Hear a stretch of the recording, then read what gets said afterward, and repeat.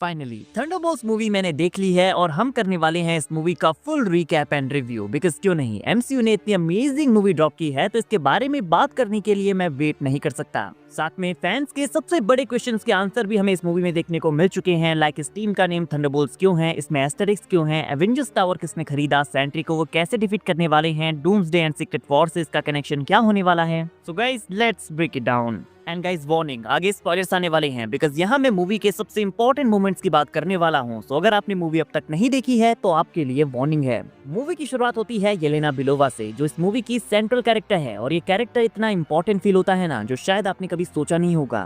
Fun, action, emotion, Yelena ने हर एक चीज में इम्प्रेस किया है। तो यहाँ स्टार्टिंग में हम येलेना को एक टॉप बिल्डिंग से जंप करते हुए देखते हैं, जहाँ वो अपने रेगुलर डे की तरह एक मिशन पर होती है। लाइक लोगों को मारना, शूट करना, अपना मिशन कंप्लीट करना और वापस आना। लेकिन उसके लिए ये काम अब एक डिप्रेशन की तरह है बिकॉज उसे नहीं पता कि वो अपनी लाइफ में क्या कर रही है। वो अपने अंदर में एक तरह की डार्कनेस फील करती है, वो वॉइड फील करती है। और फिर वो मिलने जाती है अपने डैड एलेक्सी से, जो उससे कहता है कि येलेना तुम जहाँ पर हो वहाँ से तुम एक हीरो बन सकती हो। अगर मेरा बस चलता तो मैं भी वैलेंटीना के लिए काम करता। और यहाँ पर हम देखते हैं कि रेड गार्डियन एक्चुअली फेमस लोगों का लिमो ड्राइवर है, बट वो भी चाहता है कि वो भी वैलेंटीना के लिए काम करे क्योंकि वो अपने ग्लोरी डेज को याद करता है और वो फिर से एक हीरो बनना चाहता है जो अपने टाइम पर हुआ करता था। लेकिन वैलेंटीना यहाँ पर वकांडा फॉरएवर के इवेंट्स के बाद काफी ट्रबल में है, जो CIA की डायरेक्टर है और अपनी शेडी एंड इलीगल एक्टिविटीज की वजह से उसके ऊपर लीगल चार्जेस लगाए गए हैं। और पर्टिकुलरली इसलिए क्योंकि वो प्रोजेक्ट सेंट्री के ऊपर काम कर रही है। और यहाँ से मूवी का एक्चुअल प्लॉट सेट होता है बिकॉज यहाँ पर वैलेंटीना इन सारे थंडरबोल्ट्स को एक साथ गैदर करती है। बट साथ में यहाँ पर हम देखते हैं कि कांग्रेसमैन बकी, जो कि वैलेंटीना के ऊपर नजर रखे हुए है, वो वेल के कामों का पता लगाने के लिए वेल की असिस्टेंट मैल के साथ बात करता है, जिसे प्ले किया है गेरल्डीन विश्वनाथन ने and she was amazing. Now well अपना पूरा ट्रैक क्लियर करने के लिए अपने सारे ब्लैक ऑप्स ऑपरेटिव्स को एक दूसरे को मारने के लिए सेटअप करती है। वो उन सबको एक मिशन देती है जहां पर उन सबको एक वेयर हाउस में जाना था, जहां पर एक दूसरे को मारकर वो सारे मर जाते हैं और लास्ट में जो पर्सन बच जाता उसे वहीं पर उस रूम का टेम्परेचर हाई कर मार दिया जाता। और साथ में उसके सेंट्री प्रोग्राम से रिलेटेड जितने भी सबूत वहाँ पर थे वो सारे ही उनके साथ डिस्ट्रॉय हो जाएंगे। तो यहाँ पर येलेना की टारगेट होती है घोस्ट, घोस्ट की टारगेट होती है टास्क मास्टर का टारगेट होता है जॉन वॉकर और जॉन वॉकर की टारगेट होती है येलेना। और फिर हमें इन सब के बीच यहाँ पर एक क्रेजी फाइट देखने को मिलती है। रियली ये फाइट सीक्वेंस बहुत ही ज्यादा स्मूथ एंड कूल था बिकॉज 4 कैरेक्टर्स यहाँ पर एक दूसरे से फाइट कर रहे होते हैं, बट हमें यहाँ पर स्टूपिड शेकी कैमरा की जगह पर कूल कैमरा वर्क देखने को मिलता है। एंड गाइस मेरे पास एक बुरी खबर है, टास्क मास्टर इस फाइट में मर जाती है। घोस्ट उसे गोली मार देती है एंड मैं बिलीव नहीं कर पाता कि इतनी जल्दी। एंटोनिया का टास्क मास्टर मुझे एमसीयू में काफी अच्छा लगा, बट यहाँ पर उसकी जर्नी खत्म हो जाती है। और इसके बाद उन सबको रियलाइज होता है कि वैलेंटीना ने उन सबको एक दूसरे को मारने के लिए सेटअप किया है। एंड फिर वो यहाँ से बाहर निकलने के लिए एज अ टीम काम करना शुरू करते हैं। और यहाँ पर उन्हें मिलता है Bob and I am loving this character. Lewis Pullman ने एज अ बॉब क्या ही परफॉर्मेंस दी है। तो वो सब बॉब से पूछते हैं कि तू यहाँ कैसे आया, तो वो कहता है कि मैं नहीं जानता, मैं बस यहाँ पर जागा हूँ। बट हम ऑलरेडी जानते हैं कि उसका रियल नेम रॉबर्ट रेनल्ड्स है और वो सेंट्री बनने वाला है। तो यहाँ जब येलेना उसे पहली बार टच करती है तो अपनी पास्ट की उन डार्क मेमोरीज को वापस एक्सपीरियंस करती है, जहाँ उसने अपने बचपन में पहली बार मर्डर किया था। और अचानक फिर वो यहाँ से वापस आ जाती है एंड फिर वो सारे मिलकर यहाँ से बाहर निकलने का प्लान बनाते हैं। हालांकि वो एक दूसरे पर ट्रस्ट तो करते नहीं हैं, लेकिन फिर भी उन्हें यहाँ से बाहर निकलने के लिए ऐसा करना होगा। वो रूम की बढ़ती हुई हीट को रोकते हैं, घोस्ट अपनी पावर्स का यूज करके डोर ओपन करती है, लेकिन फिर भी उन्हें यहाँ बाहर जाने का रास्ता नहीं मिलता। तो वो एक सिलेंडर में क्लाइंब करके एक दूसरे की बैक से बैक अटैच करके क्लाइंब करते हैं।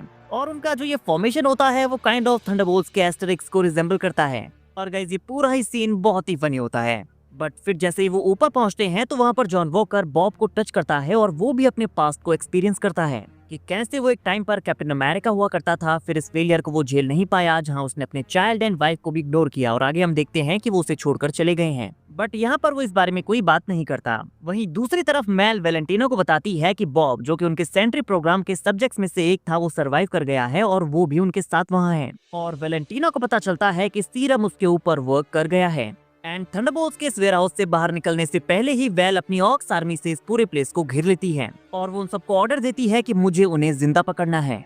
एंड गाइस इस टीम को थंडरबोल्ट्स नेम एक्चुअली येलेना देती है।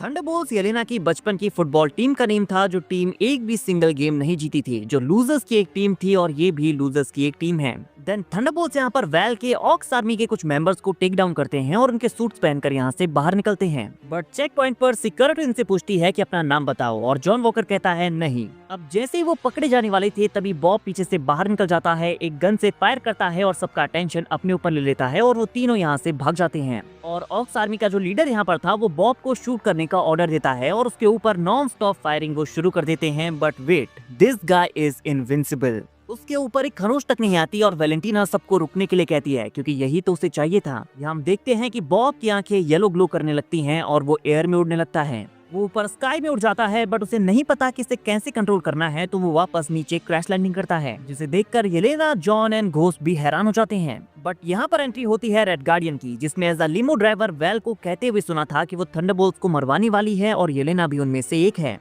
और रेड गार्डियन की एंट्री यहाँ पर बहुत फनी थी, आप चाहकर भी अपनी हंसी नहीं रोक पाते। वो जोर जोर से येलेना येलेना चिल्लाता है और येलेना बहुत ही एम्बैरस फील करती है और कहती है कि मैं इसे नहीं जानती, ये पता नहीं कौन है। अब वो सारे रेड गार्डियन की लिमो में बैठते हैं और एक बार फिर से रेड गार्डियन की लिमो के पीछे ऑक्स के कुछ मिलिट्री ट्रक उनका पीछा करते हैं, जो कि ट्रेलर में हम ऑलरेडी देख चुके हैं।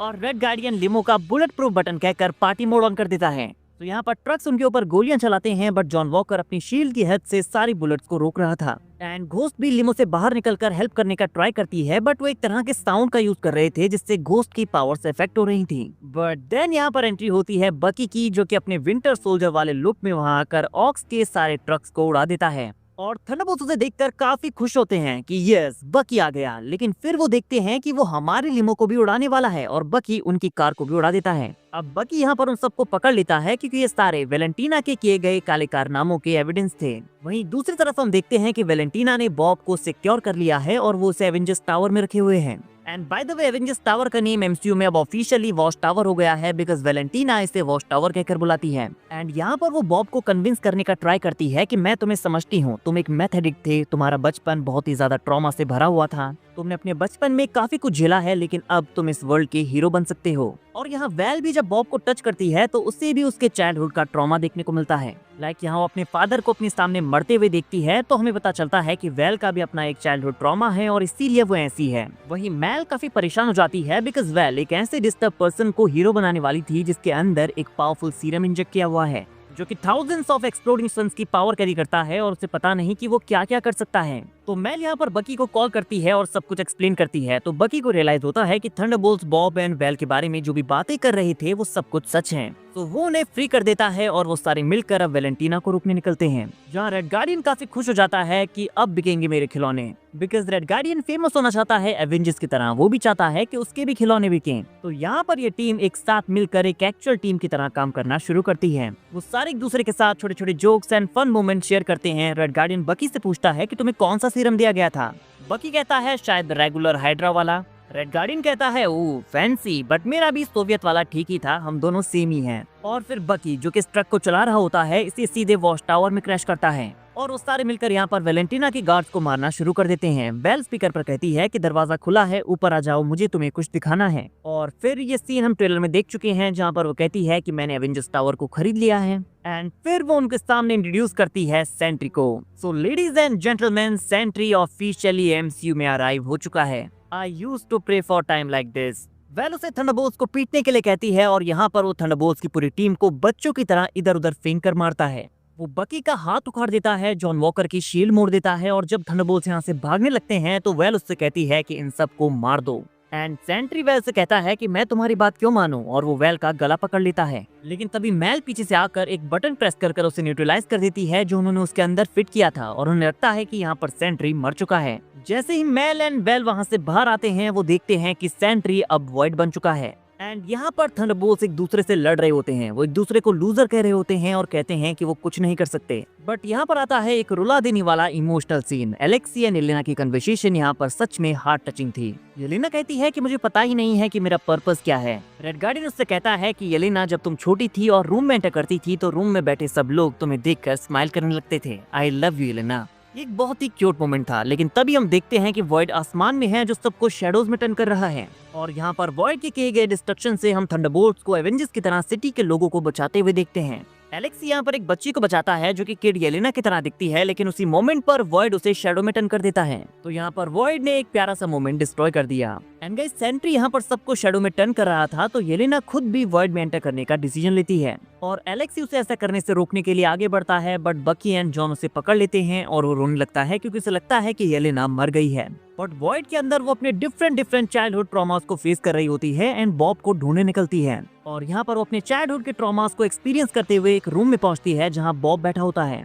वो बॉब को ढूंढ लेती है और बॉब उससे कहता है कि ये एक ओनली ऐसा रूम है जो सबसे सेफ है। बट उस रूम के नीचे से हम बॉब के चाइल्डहुड ट्रॉमा को एक्सपीरियंस करते हैं जहाँ पर उसके डैड उसकी मॉम को मार रहे होते हैं। वो उन्हें रोकने जाता है और उसकी मॉम उसी से कहती है कि तुम चीजों को और ज्यादा खराब कर देते हो। And guys, Lewis Pullman is the new big thing in the MCU because मैंने ये बिल्कुल भी एक्सपेक्ट नहीं किया था कि वो बॉब एके सेंट्री को इतना ब्यूटीफुली प्ले करेंगे। तो यहाँ पर हम बॉब के पास्ट के बारे में जानते हैं कि क्यों उसने ड्रग लेना स्टार्ट किया, क्यों वो इतना डरा हुआ रहता है। और येलेना उसे कंफर्ट देती है क्योंकि वो उससे रिलेट कर पा रही थी और बॉब भी उसके साथ काफी अच्छा फील करता है। एंड थंडरबोल्ट्स के मेंबर जो कि वॉइड से भी बाहर थे, वो ये फैसला लेते हैं कि येलेना किसी रीजन की वजह से अंदर गई है तो हमें भी वहां जाना होगा। एंड अल्टीमेटली हम देखते हैं कि बॉब वॉइड से फाइट कर रहा है, बट वॉइड उसके इसी फ्रस्ट्रेशन का फायदा उठाता है और कहता है कि तुम हमेशा अकेले रहोगे, तुम हमेशा एक लूजर रहोगे। और जब वॉइड यहाँ पर बॉब के ऊपर हावी होने लगता है, तभी येलेना पीछे से आकर बॉब को हक कर लेती है और कहती है कि उसकी बात मत सुनो, तुम अकेले नहीं हो। और थंडरबोल्ट्स के सारे मेंबर्स भी आकर पीछे से बॉब को हक कर लेते हैं और ये एक बहुत ही प्यारा मोमेंट था जहाँ पर बॉब रोने लगता है। एंड फ्रेंडशिप की पावर से बॉब एंड थंडरबोल्ट्स मिलकर वॉइड को हरा देते हैं और बॉब यहाँ पर वापस आकर सब कुछ भूल जाता है कि यहाँ पर क्या हुआ था। बट बाहर निकलकर थंडरबोल्ट्स को सबसे पहले अपने सामने वेलेंटीना दिखती है और वो उसे पीटने आगे बढ़ते हैं, बट वो वेलेंटीना के ट्रैप में फंस जाते हैं। वेलेंटीना ने यहाँ पर मीडिया बुलाई हुई थी और वो बड़ी ही चालाकी से थंडरबोल्ट्स एंड बॉब को यहाँ पर खड़ा कर कहती है कि उसने इस टीम का क्रिएशन किया है, ये टीम जिसने आज सबको डेंजर से बचाया है। लेडीज एंड जेंटलमैन, मैं प्रेजेंट करती हूँ आपके सामने द न्यू एवेंजर्स। तो गाइस, थंडरबोल्ट्स की टीम अब न्यू एवेंजर्स बन चुकी है और थंडरबोल्ट्स के एंड में जो ये एस्टरिस्क का साइन था उसका यही मतलब था कि ये नेम चेंज होने वाला है, जो कि अब है the new Avengers. And guys, mid credit scene में हम एलेक्सी को देखते हैं और ये काफी फनी सीन है। एक लेडी स्टोर में सामान ले रही होती है और एलेक्सी उसके पास जाता है और कहता है सो मेनी चॉइसेस, हाँ बट तुम ये वाला बॉक्स लो जिस पर थंडरबोल्ट्स बने हुए हैं। और एलेक्सी यहाँ पर अपना फेस बॉक्स के साथ मैच कर रहा होता है और कहता है कि मेरी फोटो इस पर बनी हुई है, बट वो लेडी उसके सामने उस बॉक्स को रखकर वहाँ से चली जाती है। बट पोस्ट क्रेडिट सीन में हम देखते हैं वॉच टावर को, जो कि न्यू एवेंजर्स टावर है, और बकी यहाँ पर बताता है कि सैम विल्सन को उनके न्यू एवेंजर्स के नेम से दिक्कत है, इसीलिए वो एवेंजर्स के नेम के ट्रेडमार्क को खरीदने वाला है। इट मींस कि सैम विल्सन एवेंजर्स की अपनी टीम के साथ थंडरबोल्ट्स की इस टीम को भी इंक्लूड करने वाला है। और वॉच टावर में न्यू एवेंजर्स का ये सीन मुझे एज ऑफ अल्ट्रॉन की याद दिलाता है, जहाँ पर एवेंजर्स एक साथ बैठे होते हैं और अब इतने सालों के बाद न्यू एवेंजर्स टावर में न्यू एवेंजर्स की टीम हमें देखने को मिली है। बट तभी हम देखते हैं कि अर्थ के एटमॉस्फेयर में एक इंटरडायमेंशनल शिप घुसाया है और बैकग्राउंड में बजता है फैंटास्टिक फोर का थीम सॉन्ग और शिप के ऊपर बना हुआ है फैंटास्टिक फोर का 4। तो गाइस, फैंटास्टिक फोर की टीम भी ऑफिशियली अर्थ 616 में एंटर कर चुकी है। हालांकि अभी हमें मूवी देखने को नहीं मिली है, बट हम ऑलरेडी जानते थे कि ये टीम अर्थ 616 में एंटर करेगी because Avengers doomsday and secret Wars के लिए ये टीम बहुत ही ज्यादा इंपॉर्टेंट है। So everything is set for Avengers doomsday. Guys, Thunderbolts मेरे लिए एमसीयू के टॉप 10 मूवीज में आती है। मूवी में हमने देखा कि एक गुड राइटिंग कैरेक्टर्स को कितना लवेबल बना सकती है, क्योंकि यहाँ पर हर एक कैरेक्टर को शाइन करने का मौका मिला है, टास्क मास्टर को छोड़कर, but we have to move on. ये movie fun, action, drama, comedy, emotion का एक रोलर कोस्टर राइड थी और एक perfect plot and story line के साथ इस तरह की मूवी बिल्ड करना बहुत ही मुश्किल होता है, बट मार्वल ने इस बार ये कर दिखाया है। मार्वल ने पहले भी ऐसा किया है, बट ये मूवी कुछ अलग तरीके से हिट होती है। वो कैरेक्टर्स जो कि अपनी लाइफ में लूजर्स हैं मिलकर हीरोज की एक टीम बिल्ड करते हैं। थंडरबोल्ट्स देखते वक्त मुझे बिल्कुल भी ये नहीं लगा कि कोई एक कैरेक्टर पूरी मूवी को कैरी किए हुए है। हर किसी ने अपना रोल बखूबी निभाया है। मार्वल ने हर एक कैरेक्टर के ऊपर इन्वेस्ट किया है और रिजल्ट आपके सामने है। एक और चीज जो मुझे बहुत पसंद आई कि मूवी को ग्राउंडेड लेवल पर रखा गया है। जो मूवी की थीम थी, डार्क पास्ट को लेकर जो एलिमेंट्स यहाँ पर ऐड किए गए थे, आई थिंक काफी सारे लोग उसके साथ रिलेट भी कर पाएंगे। सो गाइज, ये था थंडरबोल्ट्स मूवी का मेरा review and recap. I hope आपको वीडियो अच्छी लगी हो। गाइज, आपको ये मूवी कैसी लगी कमेंट करके जरूर बताइए, और अगर अब तक आपने नहीं देखी है तो जाकर देखिए। चैनल पर नए हैं तो सब्सक्राइब करना मत भूलना, बिकॉज ऐसी अमेजिंग वीडियोस हम डेली लाते रहते हैं।